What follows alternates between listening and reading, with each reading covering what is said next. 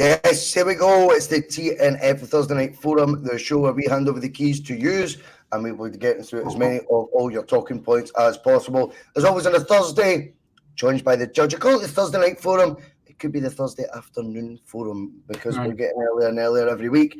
Judge, how the devil are you, my friend? Aye, not bad, mate. I don't know if you ever watched the UK version of The Office, where the guy just stares into space when daft things happen. That's my day at work, mate. Just staring at random objects, just wondering if I'm the only person that saw it. But other than that, mate, how are you? How's things? Right, all good here, pal. All good here. It is interesting this week because obviously, you know, we did the T.N.F last week on the back of a 7-0 win. The week before that, we did it on the back of your rallying call. And I'm just beginning to think that tonight we need to get, 100 complaints on the judge from Celtic fans saying never a Celtic fan in his life and all that nonsense that goes with it. And maybe, just maybe, this season will pick up again. I think you're tempting fate with all these positive vibes you've been giving out, Judge. But anyway, we'll come to all that and a lot more tonight. And hopefully, if you put hashtag TNF in your comment, I'll be able to get to yours at some point tonight as well. Before we do all that good stuff, please remember, do give us a like, a share. All that matters a wee bit more when we're going at an earlier time because people won't be aware yet. So thumbs up, thumbs down, all that good stuff. If you want to become a Bhoycie Bus member, like so many of you have, it's $1.99 a month. But as always, the content remains free. Well, on a Monday, Judge, I usually just turn to Jonathan and say, take it away. And he does the Hugh Keevan sort of rant sort of thing that he does, which I think is funny. I don't really care what the folk think, to be honest. But today I'm going to leave it to you, Judge. I want you to come in and tell me exactly where you're positioned right now as this season carries on. I don't mean physically, obviously you're sitting in your kitchen, the immaculate kitchen. But where are you placed right now with what is a title race, a title running is pretty much the territory now as we're entering mid-March. Where are you placed right now as a Celtic fan? Where's the psyche of the judge? The toss of a coin, mate, to be honest with you. I think it's like two junkies trying to fight over the last seat in the bus. To be honest with you, mate, I thought Rangers had a chance to they had a lot of momentum. I thought they might just carry on the momentum. The worrying thing for me is I did not see Saturday's result coming for Rangers, but you were kind of waiting for Celtic to have another bad result. And we've seen Liam Scales 2 weeks ago say we can't afford to drop any of their points. And since then, we've dropped points in 2 matches. So it's getting to the real, I think Brendan Rodgers called it the exciting time or the whatever time he called it. And the fact of the matter is, you know what I mean, it's the nitty-gritty is new. We need to win matches. It doesn't have to be spectacular or it can be ugly as far as I'm concerned, as long as we get the results. I'm happy, but I thought Sunday was a bit of a wake-up call because not only did it just show you how tender football is, like how delicate a situation can be, where 1 minute you're celebrating Rangers losing and the chance to go back to the league, restore the fans' faith and restore our place at the top of the table, and then 16 minutes in, red card goes against you, and before you know it, that balance, that tightrope will fail off and fail off into a pit of lions. Because the fallout after the match, I think it's been a bit misguided. I think it almost feels like we went into the Rangers zone of, right, let's just blame everybody else. There was no self-reflection for me amongst the entire fan base and our manager. And I mean, let's just get something straight here. We were given a penalty that I think could possibly, if VAR looked at it, could possibly have went, hang on a minute here, that's dubious, he's flung his leg there was no much contact, etc. But we got the penalty. We missed it. The resulting miss turned into a passage of play. Celtic got a player sent off. Am I surprised they get sent off? It was very harsh. No doubt about it, harsh. I wouldn't be flying a plane into the Twin Towers about it, Bhoycie. It wasn't that dramatic, you know what I mean? It was one of the ones you see and you go, oh, fuck's sake, he's sent off for that. It's one of the ones you see Motherwell getting against Camargue or something, you go, my God, this league's terrible for the referees. And it blew up, it escalated, and then before you know it, the refs get involved, and again, I think Don Robertson, the 3 calls he made, I think they got the penalty for Celtic wrong. I thought he got the yellow card right, and I thought he got no foul for the penalty correct. VR could come into play twice there, Bhoycie.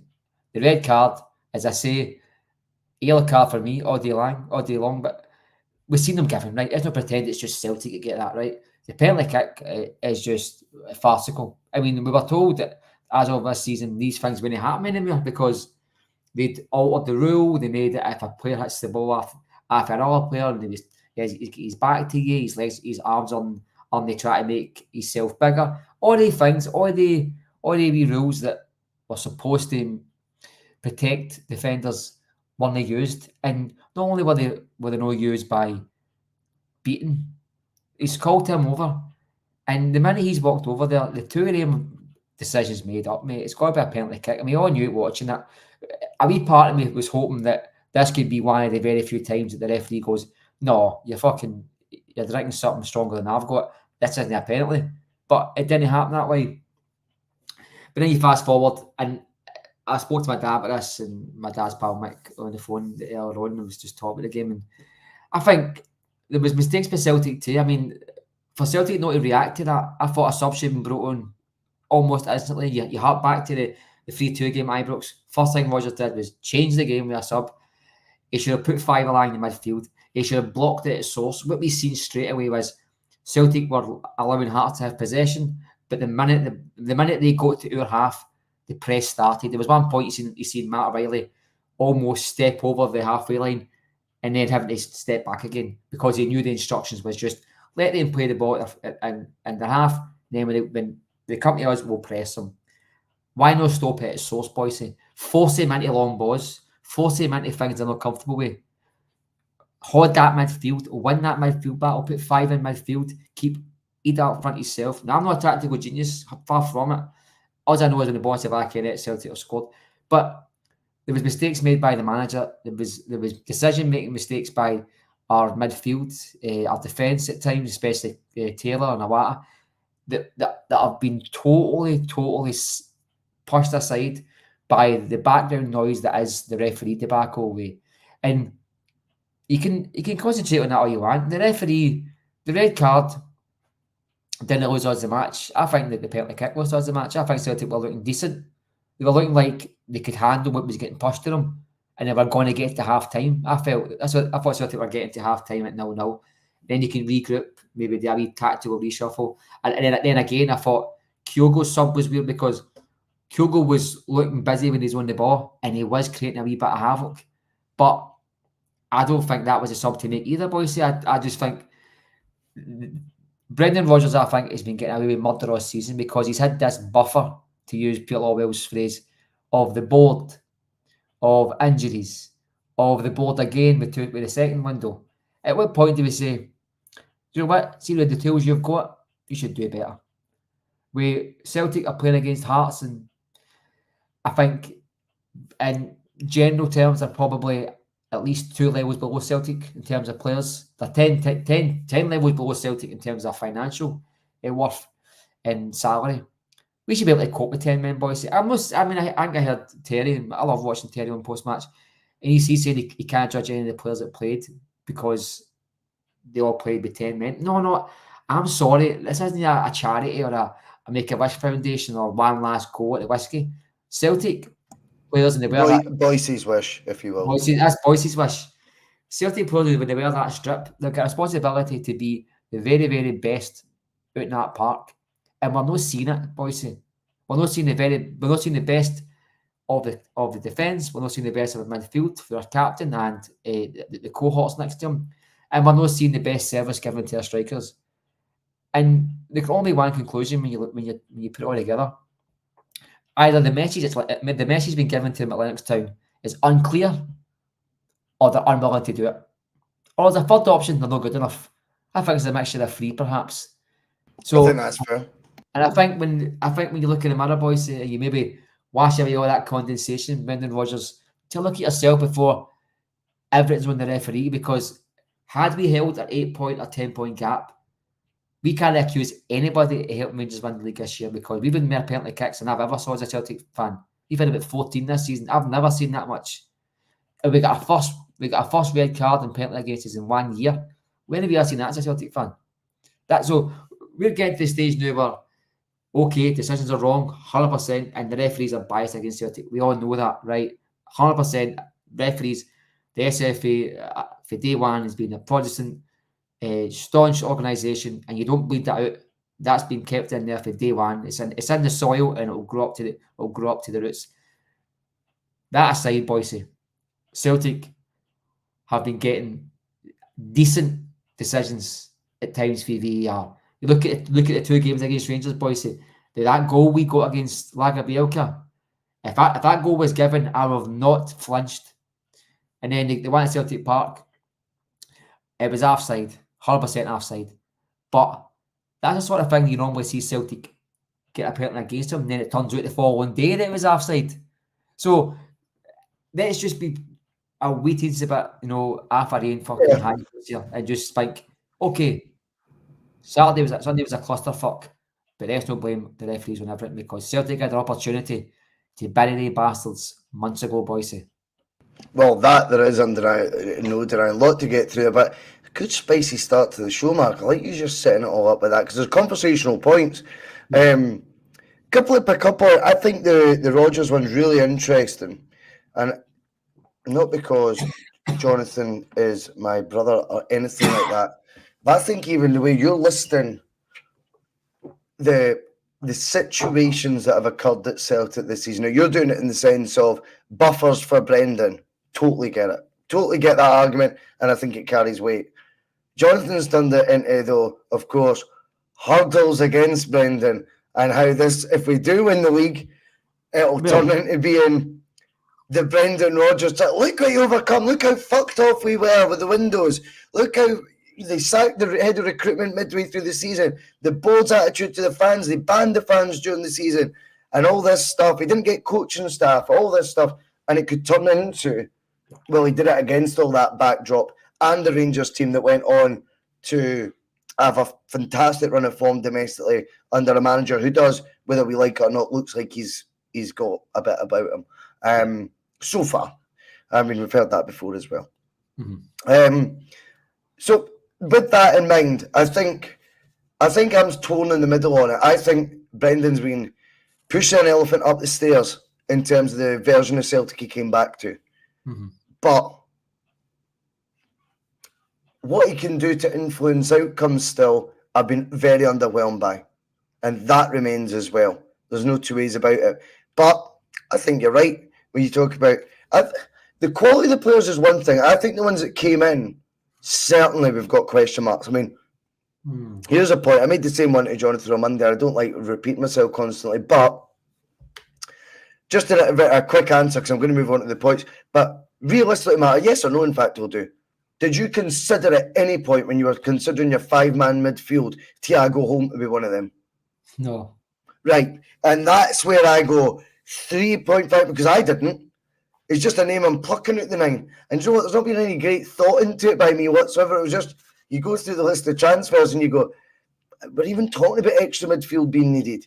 And still, these new players can't be seen. So I don't think that's been a backdrop, that's been ideal for the manager. But that doesn't sugarcoat plenty of underwhelming performances. Then you spoke about referees' decisions. Referees' decisions are an interesting one, because the 2 examples you give, though, the decisions were right. Yeah. And I think you're saying it from a supporter base such as ours, where we're that used to such terrible decision making over the course of a season. We expect our penalty decisions. We expect to have more penalties given in our favour over the course of the season, because we create so many chances. We're in opposition box far more than other teams. But notwithstanding that, the amount of decisions over the course of a season that have went against us, I mean, when we start now going, well, that decision was right, but we normally don't get them, I think that shows you how conditioned we are to being up against it with officialdom. Yeah. And really, VAR was brought in to try to make this a more neutral thing. I think when you contrast and compare that with stepping in, like John Beaton decided to do at the weekend, it changes things a bit for me.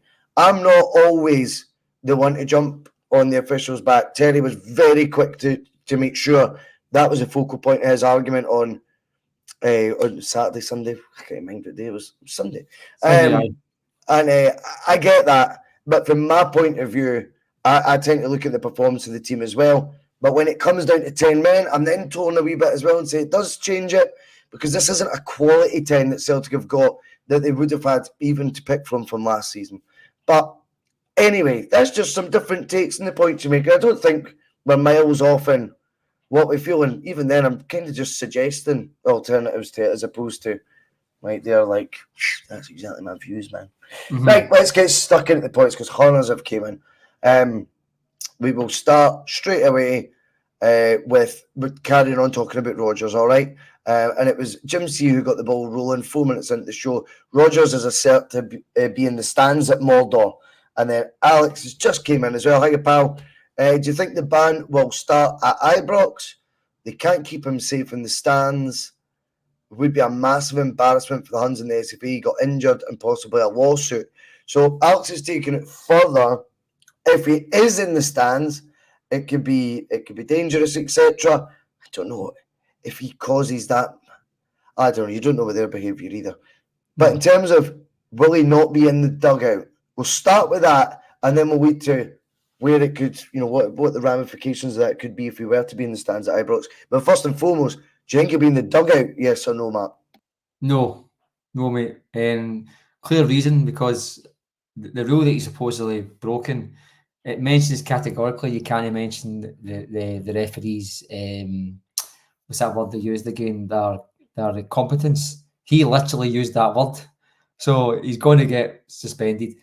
And couple that with the fact that the SFA backed the referees, then the decision was upheld as well. So if they are seen to back down in this scenario whatsoever, then the SFA who backed their men and put this big statement against Celtic, they're going to look a bit stupid, Bhoycie. And I think it's clear as day. Well, it's clear as mud. Sometimes the rules actually look at the rules. It's paragraph this, chapter that, and they try and make it complicated so that the average man doesn't actually. Totally agree with that, Judge. Totally agree with that. It's like when you buy motor insurance, they tell you that everything's fine, but if you crash into a Sunday between Man and Hoffman and you're wearing a green jumper, you're not insured anymore. It's wee loopholes, and I totally get the referees backing each other. Listen, they're all Masons, they're all Huns, you name it, right? They're going to back each other, right? But at the end of the day, they can't back down here, boys. That statement they issued was very strong. It was like, we've been having none of it, which made us all realise that Jans was going to get upheld. But also, the ban, boys, it states specifically you can't do what he did. The only thing that's really confusing to me is how we have to wait 25 days for the hearing when the first hearing was 2 days. Now we're getting somewhere. So the SFA will use every trick in the book, and there's no doubt about it. I mean, these utter shower of bastards up that SFA. Let's not forget the guys that have been in there. I mean, the chair's still warm for that Jim Farry. You know what I mean? And it's not cooled down yet, boys. That's a level of contempt. It's the SFA have caught against Celtic. You remember the carry on when Tommy Burns came to Celtic and tried to ban him and all the rest of it, and McCann took him to court and all the rest of it. This is the sort of shit these bastards do. So, to answer the question very quickly, of course he's got to be banned. The only question that any Celtic fan should be debating, because fair's fair, Bhoycie, letter of the law, he should be banned. Okay, there's no doubt about that, right? Although he was correct, he should be banned. The only question you've got is, why couldn't that not have been held this week? Is these guys that sit on the board, are they that busy? Are they that busy that they couldn't have been involved in one meeting between the beginning of the week and the end of the week? I find that very peculiar. And I find it very peculiar they waited 3 days to charge him when they were in the office on Monday dealing with complaints. To devise a plan. They took 4 days to devise a plan. That's the way I see it. Devise a situation, because what could have happened is they could have held the 2 meetings in 1 day. They could have banned him for 2 matches. They could have missed Livingston and they would have missed St Johnstone back at Ibrox. And I'll tell you something right now. If I had been that mob Air Snake Mountain. If that had been Clermont, that would have been fast tracked. Oh, there's again. That would have been fast tracked to a day this week, because they don't upset the Queen's 11, do they? Great points raised there, Judge, and I'm so glad that you've pointed out the time distance. Now, some of the viewers who watch the bus, there is no denying, are far better versed on even any football matter than me. And I think there has to be some sort of protocol they're going to rely on or count on that gets them away with this 25. But hey, that's no big deal. That's just what we do. Look for the examples, and they'll fucking be going through a wee bit and they'll find one. Do you know what I mean? That'll make it look. I struggle with it. I think it's very, very deliberate timing. I think it's a fuck you. You've called us out and we're not going to back down. We're going to double down, all that push. When it actually comes down to it, though, surely then, is there an appeal process that Brendan can do to wiggle his way out it? Someone keep us right in the chat. There's Smell the Glove just came in. He's saying, according to Tony Haggerty, hello Tony, top man. He said manager charge. I don't mean Smell the Glove is Tony Haggerty, by the way, in case people are thinking that. According to Tony Haggerty, he said managers' charge meetings aren't as significant as players, hence the 25 days. How subjective is significant when you then decide to put it right before the most significant game in a title race? It's very subjective the way that word significant could be taken.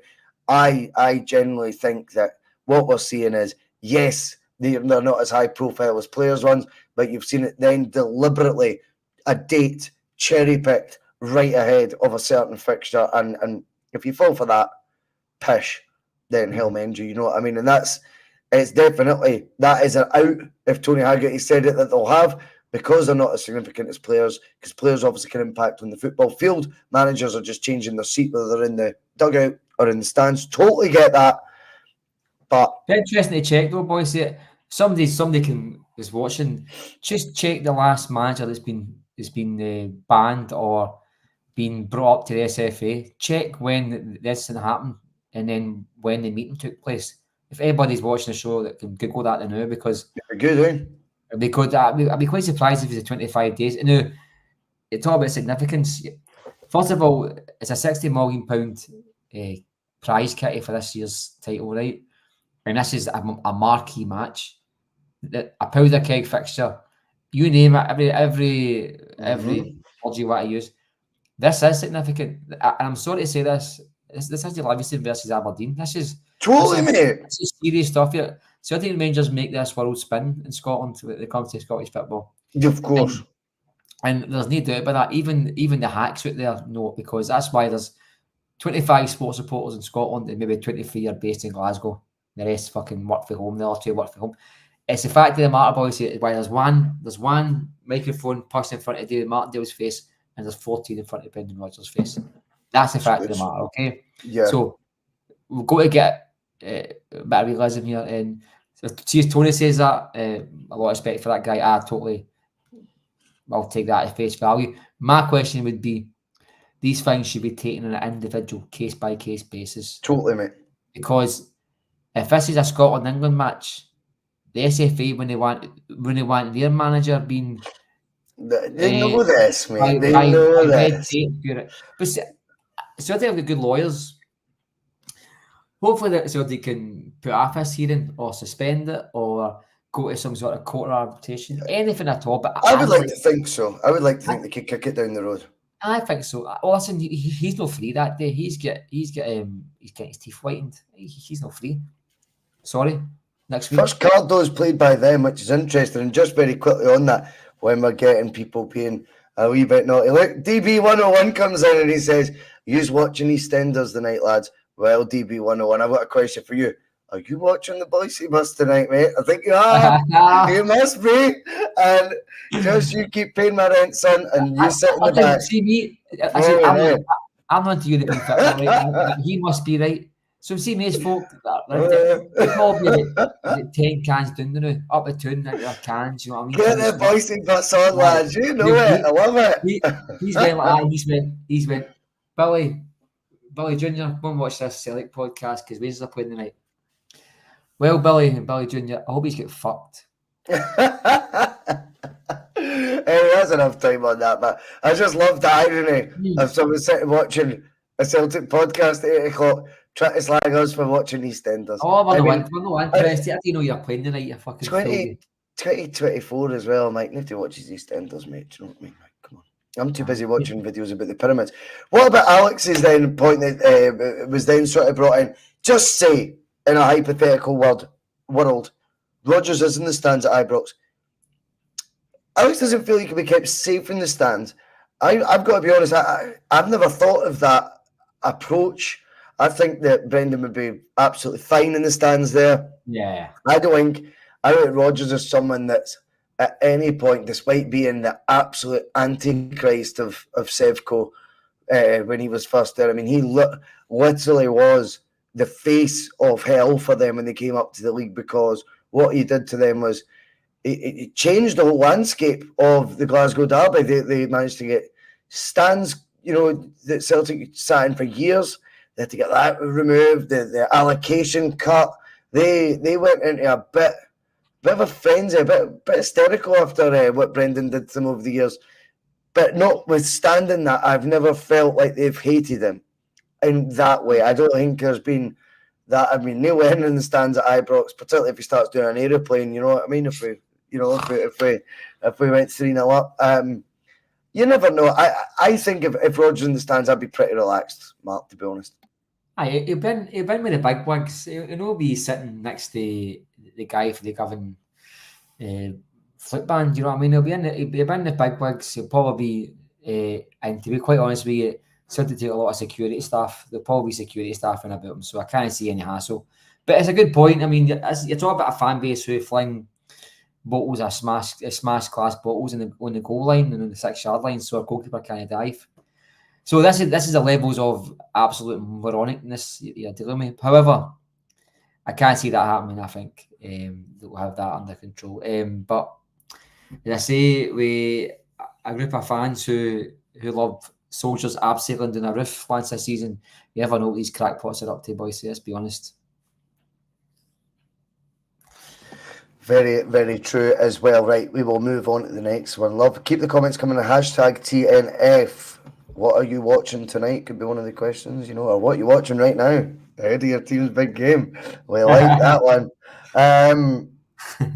It's brilliant, eh? I just love that stuff, man. Yeah. San Fran Celtic, a legendary commenter on the bus, doesn't always agree. And we like that, because that's what healthy debate's about. You don't run away at the corner and cry because someone disagrees with you. We have proper debate on the bus, as you know, as San Fran Celtic is a big, big component in that. So, hashtag T.N.F. Why don't our board announce that we intend to call for a vote and vote against VAR for next season? Their statements and their appeals are meaningless. Are they complicit? Now, there's a few territories in that I don't think I'm going to go into with agreement. I mean, are Celtic complicit in bad decisions getting made against them? That's too much even for my tiny wee brain. Oh, that's crazy. I don't think so. But I know there's, by the way, let's remember this, Mark. There's a lot of Celtic fans, and I don't include myself in it, that do feel that Lowell wants there to be that nip and tuck environment between Celtic and Rangers. It makes sense, so Bhoycie. I mean, I agree. Because Celtic fans, it's like Celtic fans, it's like the people who think Elvis Presley are still alive. They can't believe somebody was so influential and so powerful died. They can't think of any other explanation as to Celtic giving up a title than us just taking an eye off the ball and then becoming better. The reality is, there is, if he's a money man for talking shit, do you think Celtic have made hundreds of millions of pounds in the last 5-6 years because Rangers are strong? We've made that because we've been selling strips, we've been getting to the Champions League because we've won trebles, good commercial deals, relatively, I've spoken about it before, but we make them good by buying strips. We've pushed So there's no way if he's so money motivated, he can turn around and say he's bored. Let's give him £60 million. Why? Oh, hang on a minute. Let me finish. We'll give him £60 million because see next year will be a better league, and then there'll be more attention on Scottish football. Nobody cares about Scottish football. If you watch Scottish football, there's only two reasons: you've got a coupon on, or you support somebody in it. That is it. Yeah. You know what I mean? So the tinfoil hat stuff. There's no reason whatsoever why Celtic need a strong Rangers. Right. They need to win the league. Maybe. Okay. I hear you. There is no Celtic fans. No, they voted for them to remain as close as possible. Was it the Championship Celtic voted for them to be? No, Celtic, or did they abstain? They abstained, right? Yeah, that tells you all you need to know. They didn't want them to go down. This leads me to my point, but this leads to my first point here. Okay, sorry. No, it's fine. I think they abstained because they had done the groundwork. They knew what was going to happen with the votes. Do you know think they phoned up Dundee and Kilmarnock and get a consensus of what was going to happen? Of course. Same as the VR. So why go against that consensus? Yeah. So Celtic Rangers can't be, for talk's sake, to Celtic here, they can't put themselves out there without doing background checks. They'd have to check that almost every club in this league are going to be backing them. But why would they? But they didn't make that call. They abstained. Well, the rest. But as I'm saying, I think Celtic. Sorry. So I genuinely think in that case Celtic knew the voting intentions of the other teams because why go against the other teams? It was such a strange because it's not literally lifting your head above the parapet, if you know what I mean. Because you'd be part of the pack that all thought there was sporting integrity jeopardised, and they were a new football club formed. I mean, that's what by abstaining, in my opinion, was them keeping relationships at the new club at Rangers or Ibrox, whatever you want to say. It was. They were keeping that as sweet as possible. There was one vote to make, and it was to do what the rest of the clubs had the balls to do. And I do feel by Celtic doing that, they are, at that point, wanting of a Rangers to be in the league and not wanting to break all relations. But are they complicit? To go back to Sam Celtic's point, I don't think they are. I'm going to give you the rest of this now, Mark, because we've kind of done it back to front. That's my fault, probably. No. Now, why don't our board announce that we intend to call for a vote and vote against VAR for this season? Now, I think we've just kind of discussed as well, Judge, that Celtic have, in my opinion, got more 50-50 penalties in their favour this season than what we've seen in the past. Now, that shouldn't be the position we're coming from, right? But what Celtic should be doing as the leading club in the country is pushing for VAR, the real VAR, finding out the financial implications. I think it's ridiculous. See, if you look at society, for a very quick, very, very small talking point, right? See, if you look at society, what always happens is you're looking for the richest of the rich, mind-bogglingly rich compared with a lot of the rest of society, to let that drip feed down the pyramids, right? You're wanting that to drip feed down and them to be taxed, etc. I think there should be a tax put on the amount of money Celtic have sitting in their cash compared to the rest of the clubs in the league, and do it like something like, I don't mean they should be taxed financially, but I think there should be something expected of us as fans as well, that we give back to the game off our own bat. There's plenty there. I would pay the excess on what it is to get the real VAR in, rather than the tin pot version we've got. I'd take the hit. It'd be $1 million, $2 million max. And I don't see any reason right now anyway why we don't, and eradicate all this bollocks as well that goes with it. And you can maybe have more influence then as to where you're sourcing officials from, if we were to go abroad, etc., because we've done a good thing here as well. So there's plenty of benefits for Celtic to have got the real VAR in and take a financial hit on it. I know that doesn't make business sense to a lot of people. Celtic's in a very strong position right now. And in a football league that is so apples and oranges in terms of the poor choice of fruit. Literally, Aye, but Celtic's financial gulf over the other, well, let's just be honest, the other 11 is such that I do think there could be more we're doing to make the product of the league that we compete in year on year, and we ain't going anywhere, to make it better. So why would you not, when you can afford it, get the real VAR in? This tin pot version, I think, is far worse than what we're seeing down south now, Judge. We've got the lunatics that we wanted to take decisions out their hands, we've now got more of them making the decisions. It's crazy when you think of that as a strategy. You've now got two, like John Beatons, if you like, for the price of one now. Or obviously there can only be one John Beaton, but a John Beaton and another, one on the pitch, one in a van. The two, like, that doesn't make any sense for us either. So in terms of VAR, my vote to VAR, if we were making one San Fran Celtic, would be, let's get the real one in. We'll cover the excess. Well, I think we already do. I think teams 1 to 12, they pay less money the lower they go down the table. So last season, Celtic finished first, so they paid more. But I did get your point. Celtic should pay for it all, Rangers and Celtic. In fact, tell a lie, the SFA should just pay for it all. I mean, they've got millions of pounds sitting in the bank, so I'm pretty sure they can afford some sort of, they could sell away some commercial deal.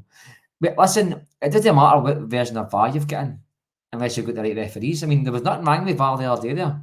That VAR worked fine. Anybody with Sky Television, we've got a 1991 pirate VHS version of VAR, but it worked the other day there. It was the Super Vario brothers sitting in the van that made a mess of it. That was I just made that one up. You can use that if you want. That was off the cuff, mate. The Super Vario brothers. Oh, use that one, just on my company. But this is, Bhoycie, you make a great point. We should be striving to get the very best technology. We can't sell ourselves as a proper league with dumplings watching it. No, I made a point this morning to my dad, Mick, that there's a surplus of referees in England, right? There's less Category 1 games than there is Category 1 referees. You know what I mean? That's a pool that we're not tapping into. That's referees who are not making money on their half days, or they're not making as much. Why is there not a UK pool in terms of referees?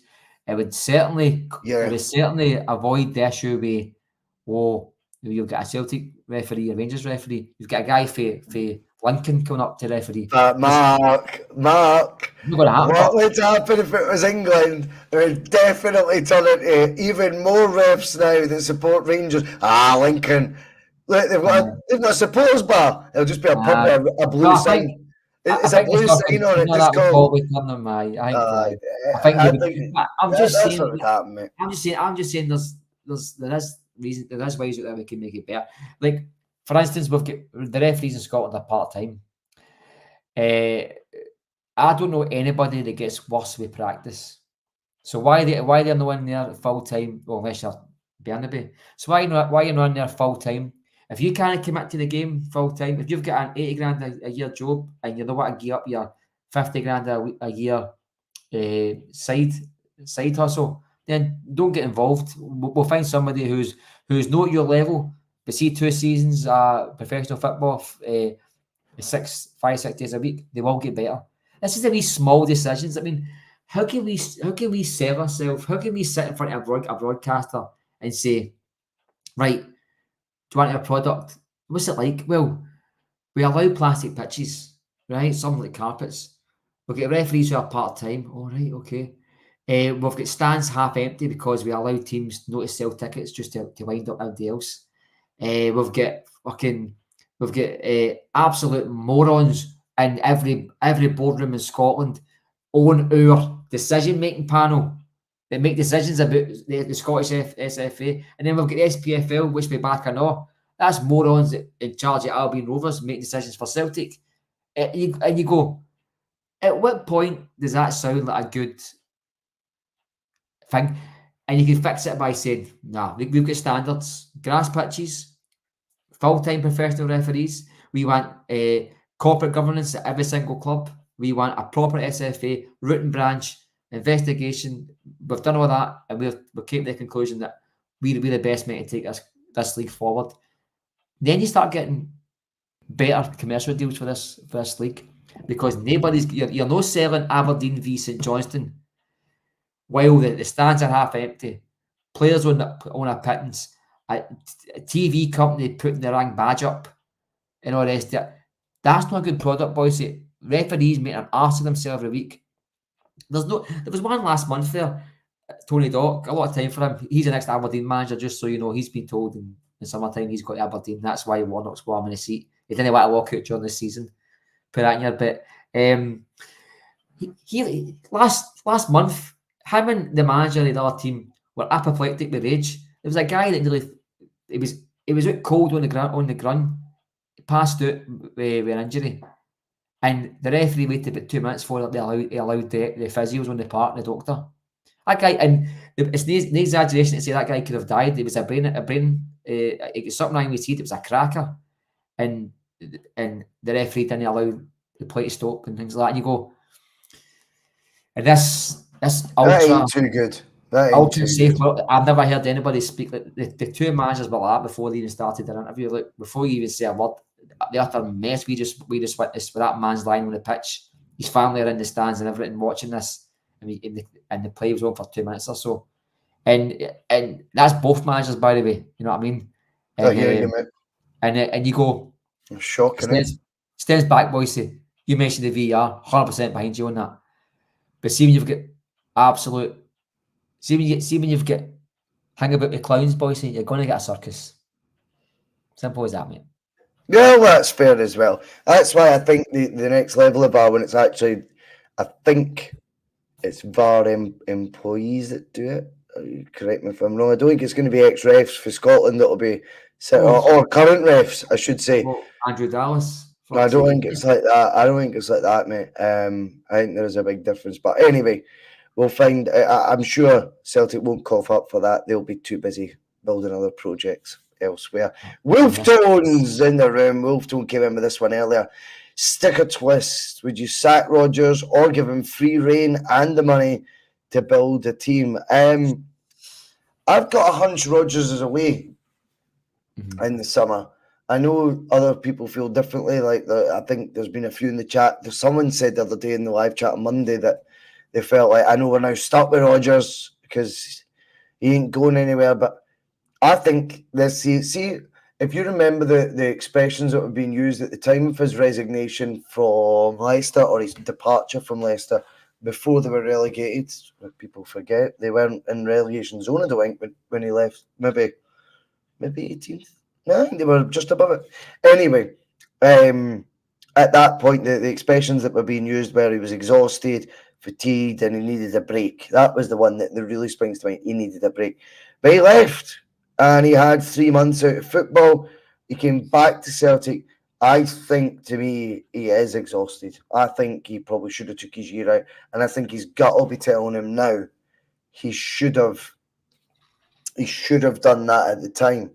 Now, here's an interesting take. I always like different takes. Plunge, good to have you on the bus, mate. I know you can be a wee bit moany sometimes, but I like Plunge McNugget. He's sound.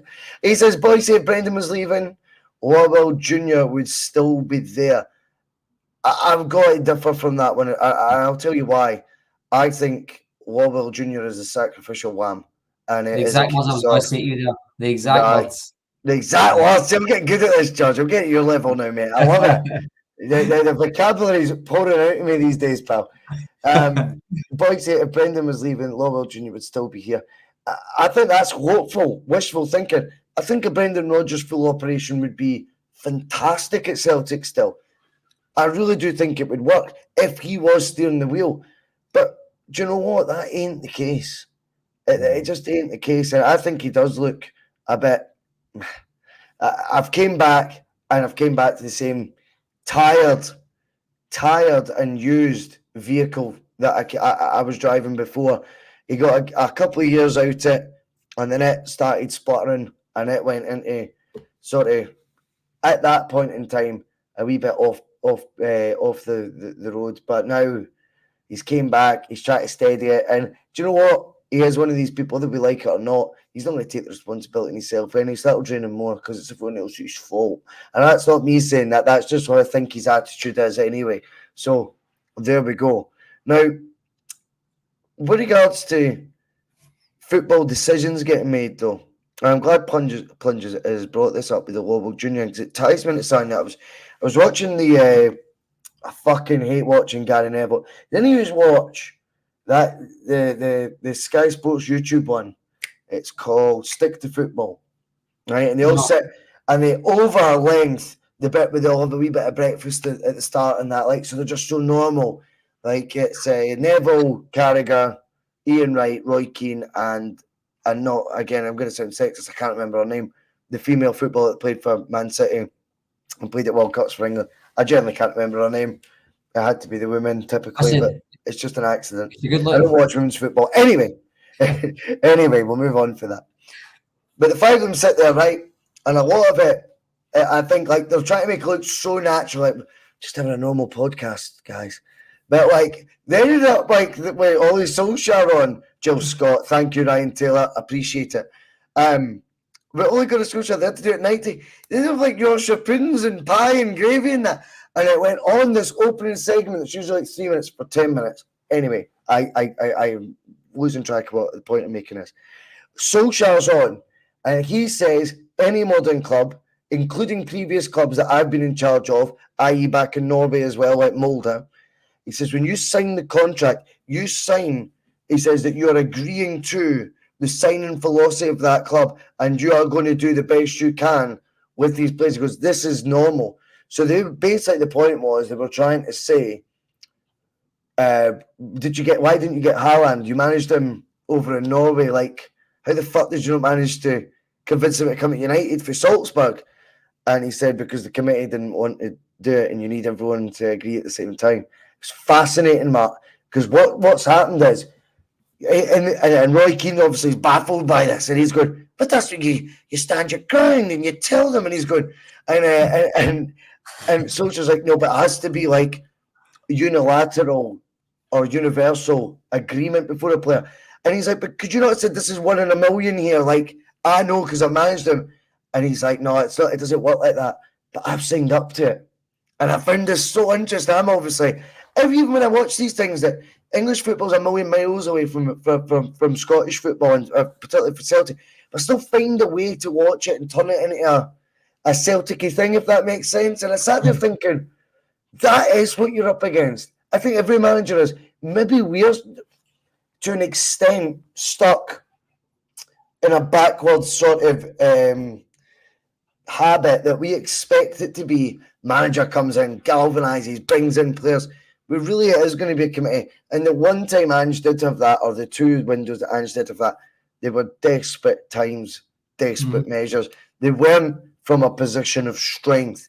They went from a position of loads of money sitting in the back. So what's your thoughts on that, Judge, when you hear that sort of comparison and realising just how tricky it is now for a manager to get their own stamp on a transfer window?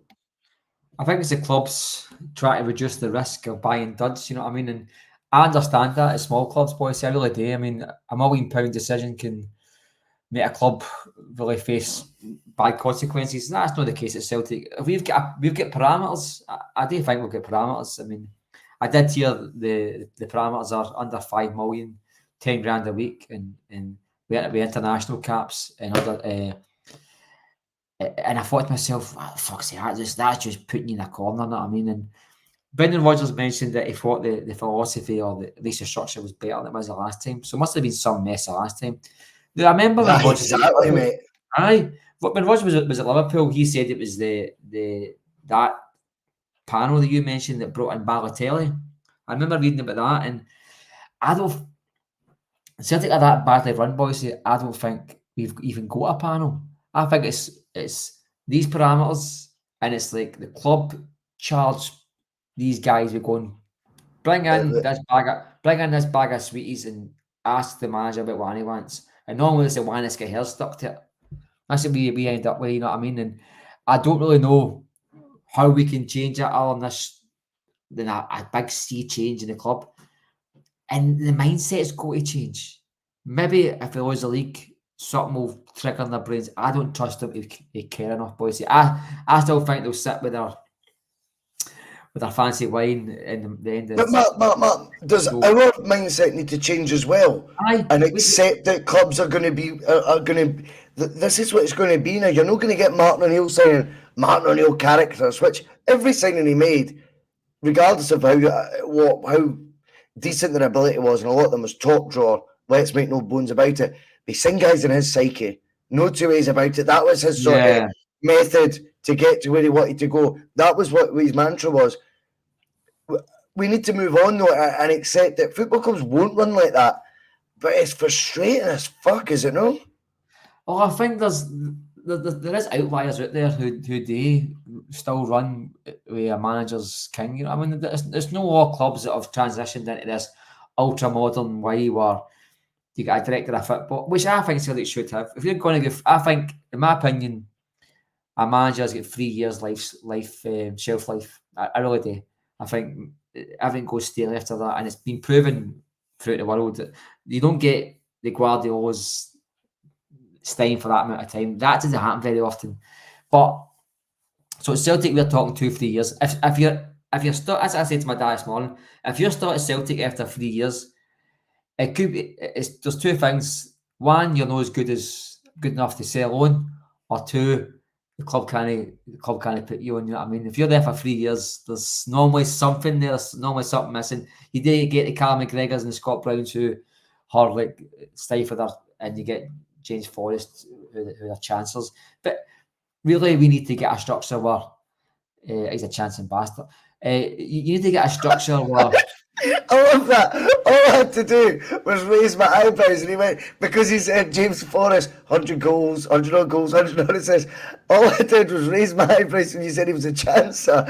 And that turned into chancing bastard then. To be quite honest with you, I think his stats are great. I mean, there's undeniable. I mean, when he retires and he's get that fucking all that the medals. I just think he's stuck around for a long, long time than he had to, Bhoycie. In my opinion, I think he's probably. Oh no, I'm convinced he's a chancellor bastard. Oh yes, he is. He's a fucking chancellor. I mean, don't get me wrong. Do not get me wrong. I would be the absolute. I would have the fan base hating me. You'd be there for the trackies. I'd be skipping about, winding them up with my. No, yeah. Are you talking about if you played for Celtic or present day? Are you sure you don't do that already? Oh, of course, mate. Celtic trackie on, winding up the. That's me in a fucking nutshell. In a nutshell, mate. I mean, that's just me in life. I mean, I walk about just getting abuse and then laughing about it. I love it. So I basically am James Forrest without the good arse. I mean, other asses seem like that. But I don't know where we're going here. But anyway, do you know what? We're really there. Sack the board. Sack them all. Sack the Prime Minister. Sack fucking the Israeli commander. Sack them all. Sack them all. You know what to do. Sack them all. Sack the bus. Right, we'll see you later. Enjoyable Thursday as always. Cheers, Judge. Nice one.